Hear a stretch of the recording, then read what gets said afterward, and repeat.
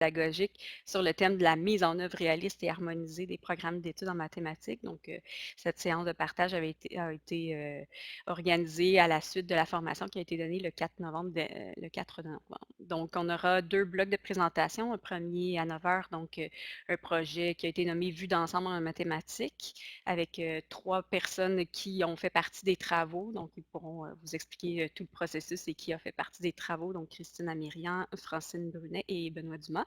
Et il y aura donc une période de présentation et on devrait avoir du temps à la fin pour également que vous puissiez poser quelques questions.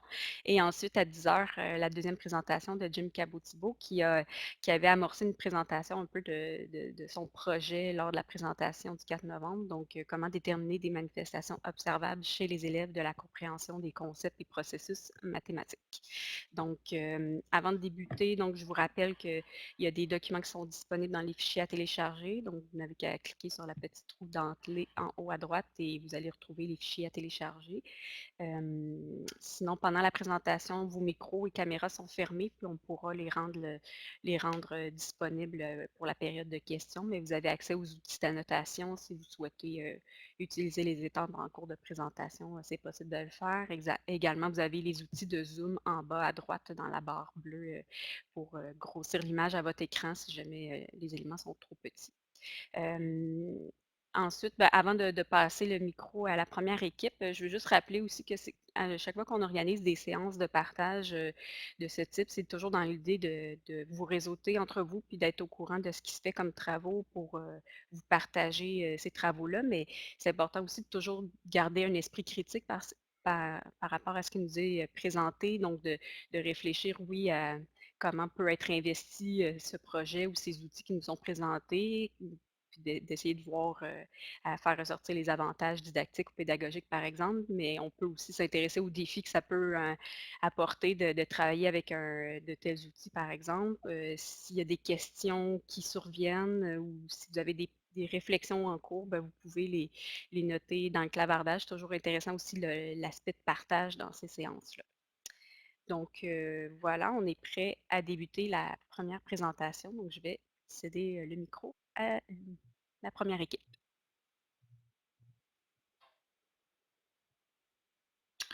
Alors, bonjour tout le monde. On va vous présenter en fait un projet qui est issu de la région de Montréal qui s'appelle Vue d'ensemble en mathématiques. Et peut-être juste pour introduire le projet, je vais faire un lien avec la présentation du 4 novembre où il a été question en fait de différentes pistes pour travailler le programme dans une vision harmonisée et garantie. Donc, c'était de développer une compréhension commune des concepts et des processus mathématiques, notamment en regardant un peu la progression des apprentissages au fil des cycles. Et c'est exactement à ce niveau-là que le projet qu'on vous présente se situe. Donc, je vais laisser en fait Francine vous introduire en fait le projet, puis on va continuer par la suite. Alors, veux-tu que je tourne les diapos, Francine, ou tu vas être capable? Oui, vas-y. Ouais. Alors, bonjour. Dans un premier temps, ben, c'est intéressant de placer en contexte ce qui est à l'origine de ce magnifique.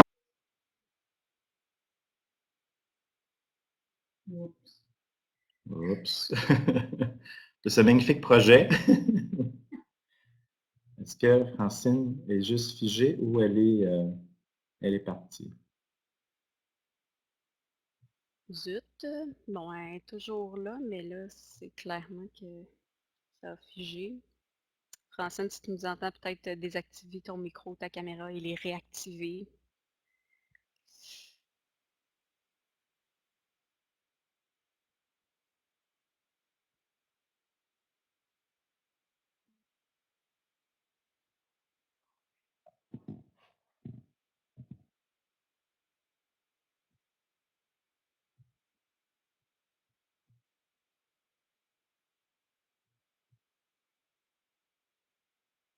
Ou peut-être de quitter tout simplement puis de revenir, Francine?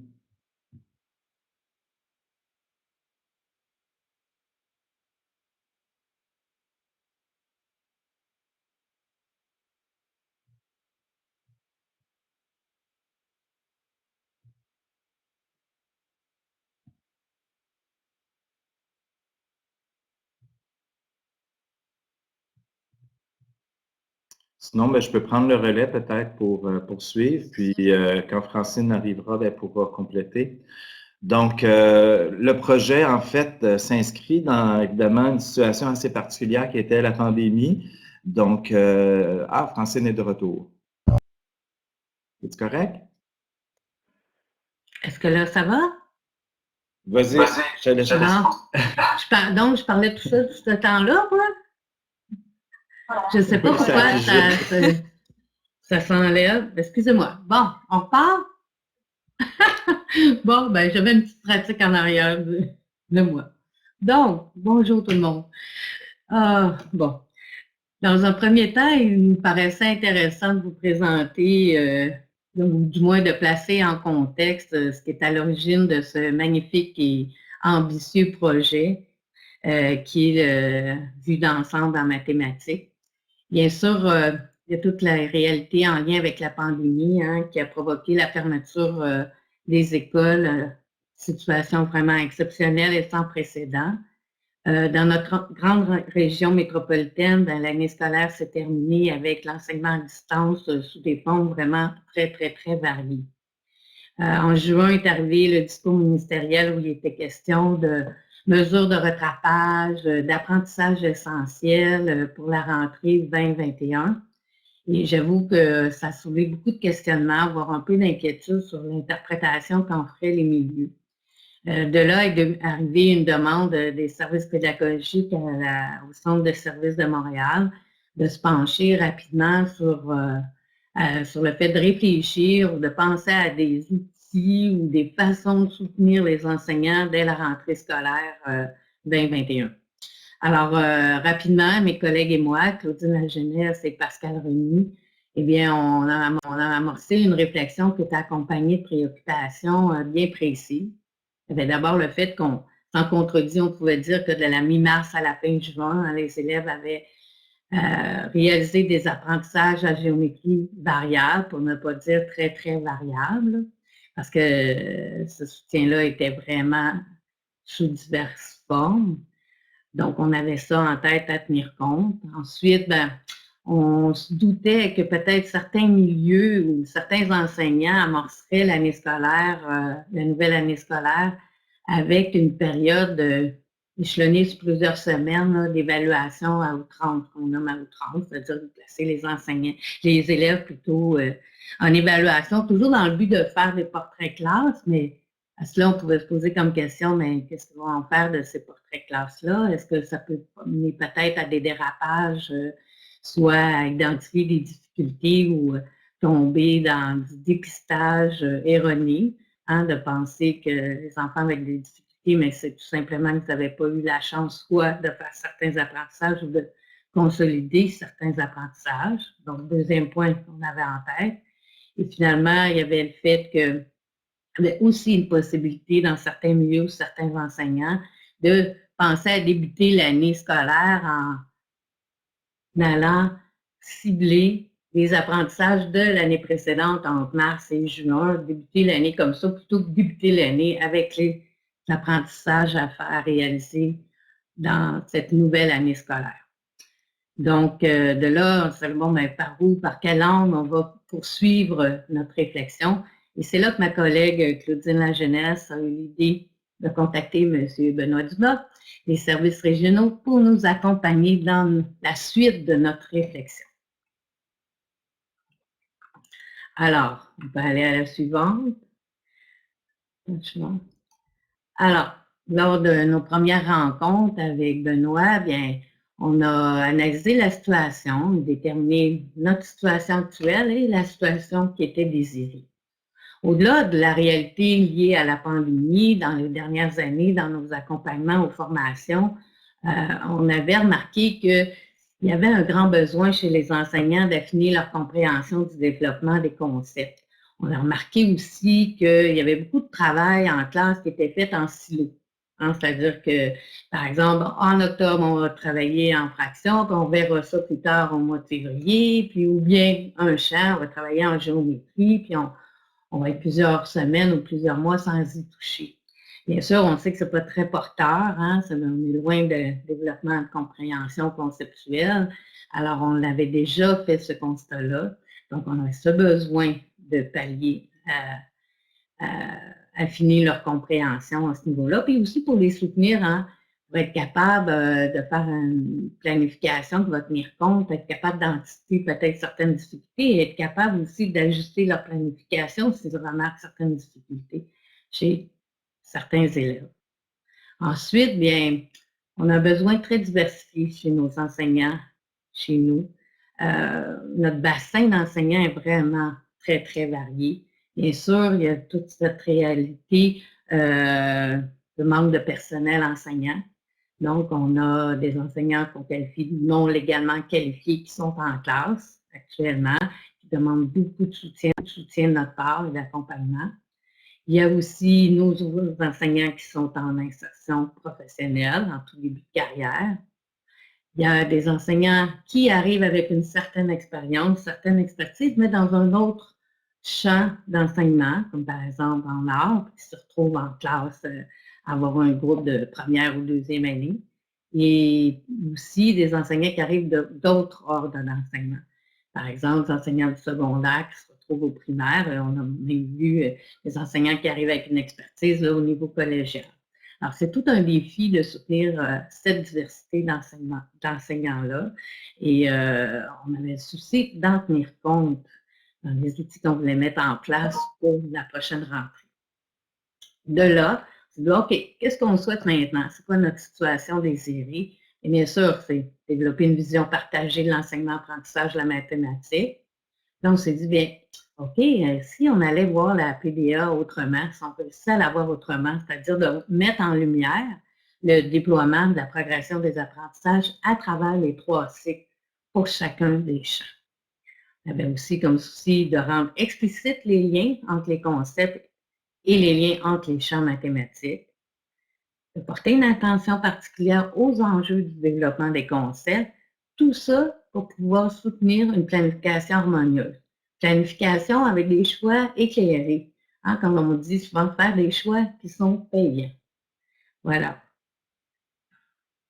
Donc, de l'idée de rattrapage scolaire, d'apprentissage essentiel, notre souci de soutien à la planification pour optimiser l'enseignement-apprentissage, donc de voir la progression autrement, en tenant compte des aspects du développement des concepts par champ, des liens entre les concepts et les champs et les enjeux.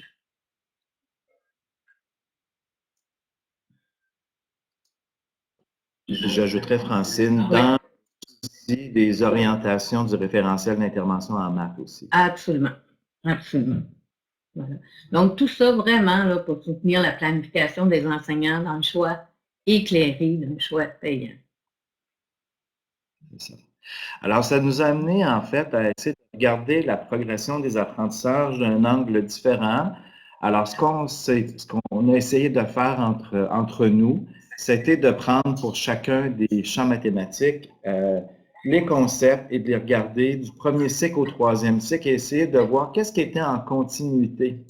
D'essayer de voir qu'est-ce qui s'ajoutait en fait d'une année à une autre pour essayer de voir est-ce qu'il y a un continuum, est-ce qu'on voit des filons qui se dessinent, par exemple en arithmétique ou en géométrie, qu'est-ce qui est là puis qui se poursuit dans le temps.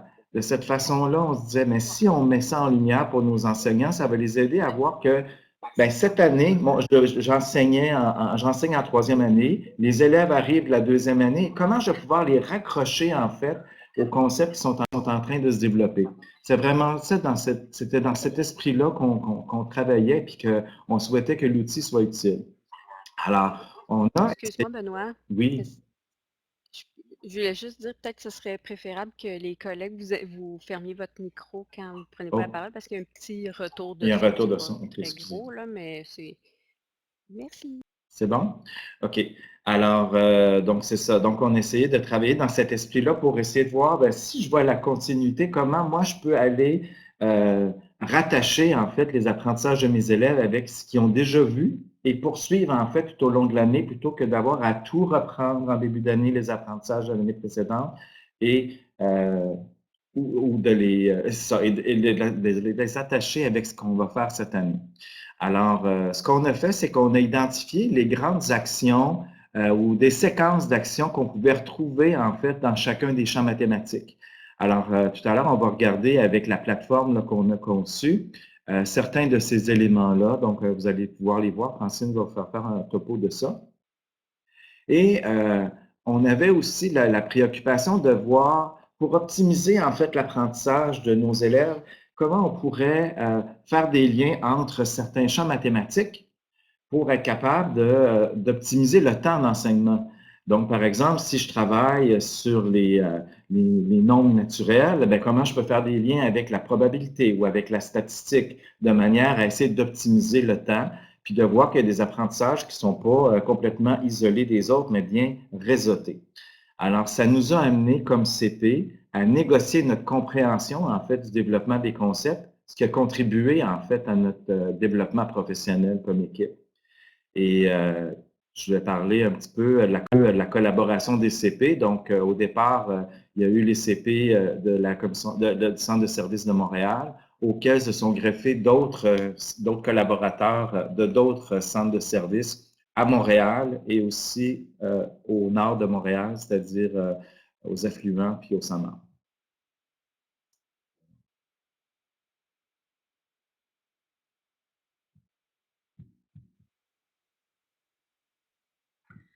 Alors, voilà, je pense que Benoît et Francine ont réalisé, dans le fond, que le projet dans lequel ils étaient embarqués était très ambitieux.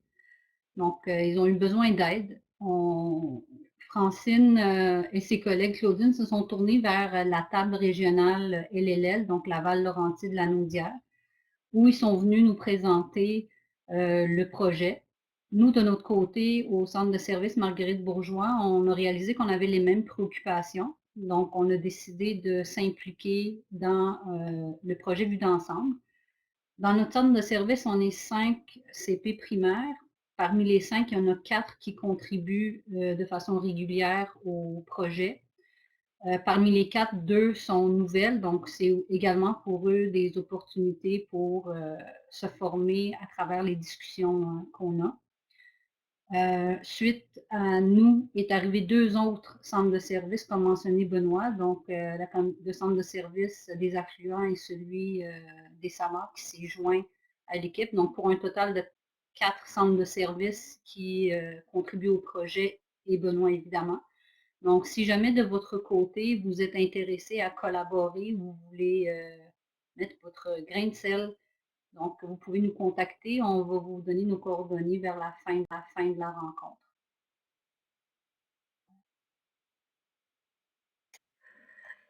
Alors, ça va? Vous m'entendez? OK. Alors, à cette étape-ci, on a envie de vous présenter notre document. On a utilisé l'outil web Geniali pour le faire. Alors, je vais aller en partage d'écran. J'espère que tu vas bien aller. Ce matin. OK.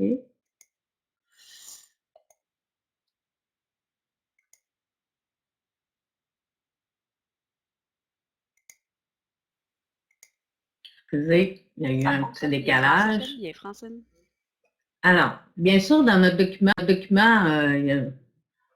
pour ce moment-ci de la présentation, on va vous présenter une page typique, si on peut le dire, de notre document. On a bien sûr des pages d'introduction, l'intention du document, la précision que c'est un document évolutif, que c'est un document qui ne remplace nullement les documents prescrits. On peut les voir plus en complémentarité pour la compréhension de ces documents.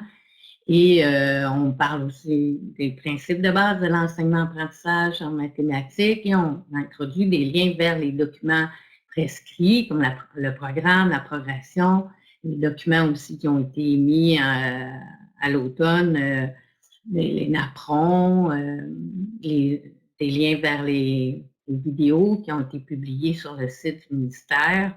Et ensuite, on tombe dans notre babillard mathématique où on retrouve ce que Benoît vous a décrit. Alors, par exemple, si je vais dans le champ géométrie, donc pour chacun des champs, il y a une page qui a la même structure que celle que je vais vous présenter. Alors, comme nommé par Benoît, ben, on voit ici le déploiement. On a mis en lumière le déploiement, le développement des concepts à travers les 3 cycles. On avait comme souci de faire ressortir la continuité. Donc, par exemple, ici, en géométrie, au niveau de l'espace, on les retrouve toutes sur une même ligne, qui se poursuit d'un cycle à l'autre. Alors, comme ici, au premier cycle, on voit, on a utilisé le caractère gras et le caractère régulier. Bon, en début, au premier cycle, voici les concepts abordés. Si ça se poursuit au cycle suivant, ça se poursuit au cycle suivant, ben, le caractère est régulier. S'il y a des ajouts au cycle, là, on les retrouve en caractère gras, comme par exemple ici dans les présédalages au deuxième cycle, on ajoute régularité géométrique et réflexion. On a placé pour chacun des champs, tout en haut, dans des bulles bleues, les grandes actions, les actions génériques pour chacun des champs. On a, dans nos souhaits, dans notre situation désirée, on voulait faire ressortir les enjeux. Ici, on a eu beaucoup de discussions sur comment définir enjeu. Alors, au lieu d'inscrire simplement le mot enjeu, on l'a défini en disant porter une attention particulière à ces éléments en raison de leur incidence dans l'évolution et le développement des concepts mathématiques. Cette partie est en développement. Pour l'instant, si je glisse ma souris ici, ben, on a mis un exemple, ce à quoi on fait référence et éventuellement, vu que c'est un document évolutif, on va venir compléter cette partie. Dans notre deuxième post-it ici, c'est les liens entre les autres champs mathématiques qui est en développement présentement. Pour soutenir les enseignants, dans la consultation de notre document, on a ajouté dernièrement, attendez, je vais faire une petite parenthèse. Alors, dès le mois de septembre, ce document a été mis à la disposition des enseignants pour débuter l'année scolaire, débuter leur planification. Dernièrement, on a ajouté une description du champ de géométrie. Il y en a un pour chacun des champs où on vient soutenir de façon audio et animée la compréhension du développement du champ. Alors, on va y aller, vous en montrer un petit bout.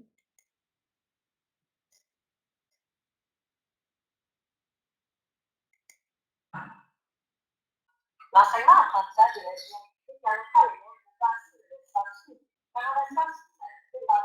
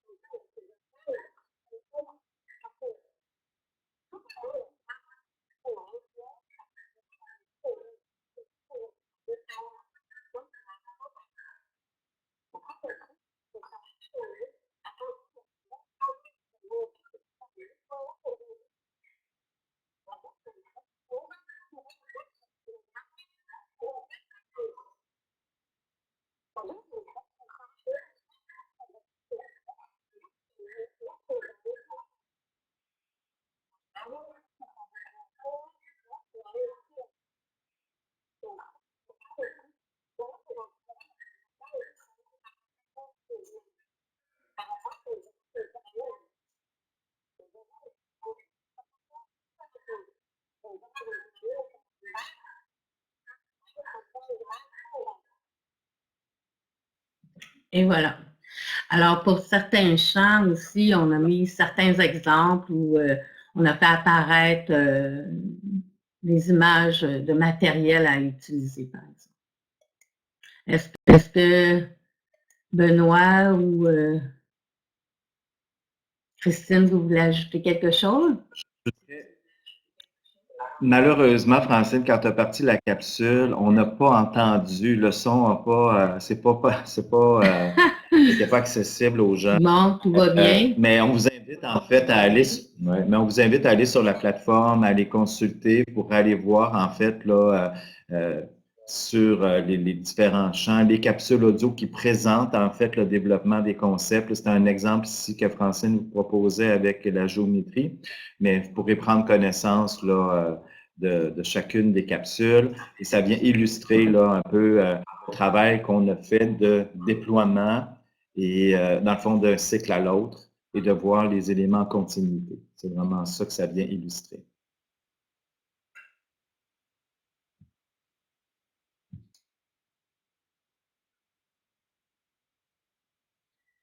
Donc, la plateforme, en fait, est un travail collaboratif entre les différents membres du projet. Au fur et à mesure qu'on avance, on met à jour la plateforme Geniali pour que les enseignants puissent avoir toujours la version la plus à jour. Donc, éventuellement, l'objectif, c'est qu'on puisse utiliser le Geniali lors de nos accompagnements avec les enseignants, entre autres avec la planification. Donc, ce qu'on a déjà fait, ben, je pense que vous l'avez vu un peu dans la présentation de Francine. Donc, on a validé ensemble le visuel des champs. Donc, cette partie-là est déjà terminée. Et on a aussi encapsulé le verbatim, dans le fond, qui sont des capsules explicatives sur le développement de chacun des champs de du premier cycle au troisième cycle. C'est ce qu'on entendait pas très bien, mais en fait, sur la plateforme, c'est très clair, l'audio est super.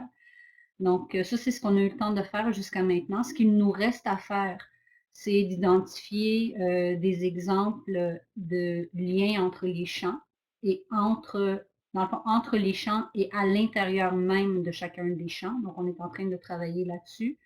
Et on veut également identifier et exemplifier les enjeux, que ce soit des enjeux didactiques ou des enjeux en lien avec l'enseignement de la notion.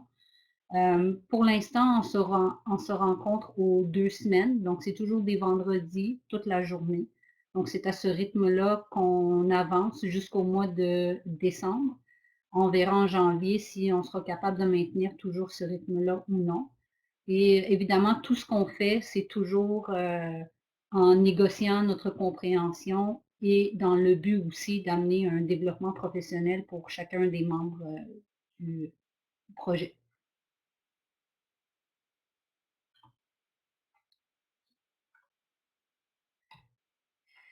Donc, un petit résumé, tout ça est parti de l'idée de rattrapage scolaire que Francine vous avait expliqué au début. Il y avait des demandes par rapport aux apprentissages essentiels en mathématiques. Ça nous a amené à regarder comment est-ce qu'on pouvait soutenir au niveau de la planification pour l'enseignement-apprentissage. Donc, on a voulu partir de la progression des apprentissages, puis au lieu de l'avoir sous forme de PICO, essayer de l'avoir autrement, donc plutôt sous forme de développement des concepts du premier cycle au troisième cycle, en incluant évidemment les liens entre les concepts, les liens entre les champs et les enjeux s'il y en avait. Tout ça en se basant sur les principes de base et pratiques de l'enseignement et en faisant des liens avec les documents officiels du MEC, incluant le référentiel en mathématiques. Ce qu'il nous reste à faire, donc les suites à donner, les dispositions optimales, les dispositifs pour optimiser le raisonnement, entre autres les causeries mathématiques, les maths en 3 temps, des activités mathématiques qui existent également que les enseignants pourront utiliser. Il nous reste à travailler sur des capsules explicatives variées, donc des capsules pour approfondir certains concepts, pour offrir des précisions didactiques sur un concept, pour offrir des précisions par rapport à un enjeu ou sur les liens entre les champs. Il nous reste à travailler la triangulation des traces d'apprentissage, donc production, conversation, observation. Et il nous reste aussi à regarder les liens qu'il est possible de faire entre les différents portails du centre des services. Les portails, en général, des centres de services contiennent déjà beaucoup d'informations. Donc, au lieu de tout créer, on va essayer de faire des liens vers ce qui existe déjà à travers la plateforme Genial.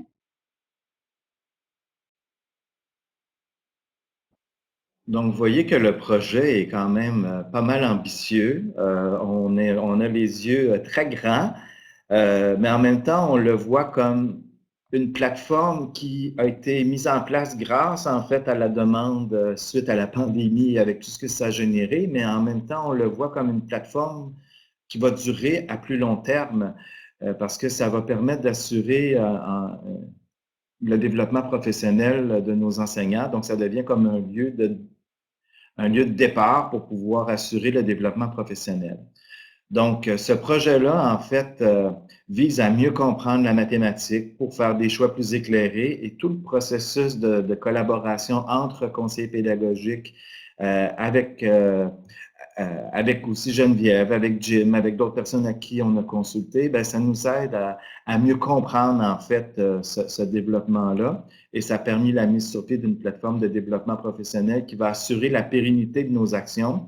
Donc, plutôt que d'avoir toujours à recommencer, bien, ça devient comme un lieu de base auquel on peut orienter nos enseignants qui arrivent, par exemple en début de carrière, ou nos enseignants qui sont non légalement qualifiés, ou nos enseignants en orthopédagogie, ou nos enseignants en classe d'accueil. Ça devient comme un point de chute où ils peuvent déjà aller commencer à se faire une tête sur l'enseignement apprentissage des maths et auquel ensuite, en accompagnement, on peut aller plus loin avec eux.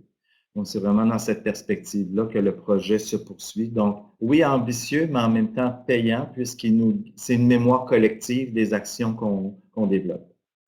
On vous a lancé, en fait, tout à l'heure, une invitation s'il y a des gens qui souhaiteraient collaborer. Parce qu'évidemment, ici, l'idée, c'est on ne veut pas tout refaire. On sait que tout le monde travaille actuellement sur différentes choses en lien avec le programme ou avec la progression dans l'esprit du rattrapage ou en fait dans le développement professionnel, ce qui fait que si on peut mettre le tout si on pouvait dans le fond, mettre ensemble dans un même lieu des outils qui peuvent être disponibles pour l'accompagnement de tout le monde, bien, ce serait vraiment intéressant.